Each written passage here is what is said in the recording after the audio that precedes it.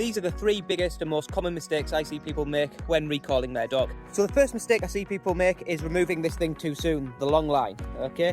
So let's say we've got our dog on a long line here, and then we've got another dog over there, a stranger.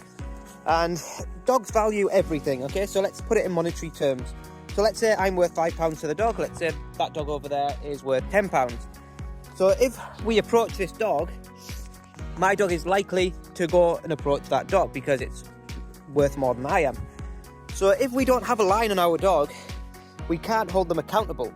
So what's going to happen is your dog is going to run over to the stranger and they're going to be having lots of fun with the dog, potentially. And what's going to happen is the value of that dog is going to go up from £10, £11, £12 to the dog, and the value of me, stood here without a line, being the fun police, shouting, get your ass back here, the value of me is going to go from 5, 4, 3, and so on.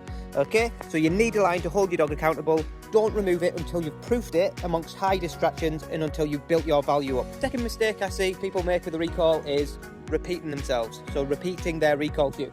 So let's say, for example, our dog has run over to the other one over there, and we start shouting, here.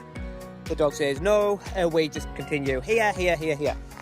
It's pointless, okay? This is why we need a line to help communicate, okay? So we teach them that it's non-negotiable, because potentially you could be recalling your dog from an unsafe situation, so you're gonna need them to respond straight away. So say it once, and then you've got your line to communicate. If not, even if your dog comes back after 4 or 5 attempts, all they've learned is they can come back in their own time, which isn't really safe. And this is the final mistake I see people make, is ending the fun when the dog gets to you. So let's say I recall my dog here. Bess, come. I put the lead on it and then go home. So this normally happens at the end of people's dog walks, okay? When they're in a dog park, for example, they'll call the dog back, they'll not reward them, they'll just put the lead on and they'll go home.